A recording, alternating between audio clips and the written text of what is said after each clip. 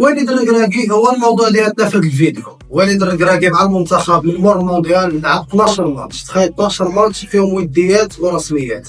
ف 12 ماتش كاملين يعني مع فرق متوسطه ديال افريقيا، ماشي حتى ديك الفرق اللي الطوب. لعبنا مع كوت ديفوار وهي يعني ماشي في الطوب ديالها. لعبنا يعني هذا هو المنتخب الوحيد اللي نقدر نقول لك يعني كان شويه قوي، اللي باقي كامل يعني منتخبات عاديه من غير جنوب افريقيا. حاليا يعني في 12 ماتش وليد ما قدر يقنع حتى في شي ماتش، كامل الماتشات عاديا يعني. الاداء ديال المونديال يعني حنا يعني ملي كتكون لاعب ضد شي فريق اللي هو فافوري عليك ضروري غتكون كتدافع، ولكن حاليا انت في افريقيا انت اللي مطالب انك تهجم وتلعب كورة. يعني في افريقيا حاليا وليد لا اداء لا نتيجه، خصوصا في 12 ماتش الاخرين.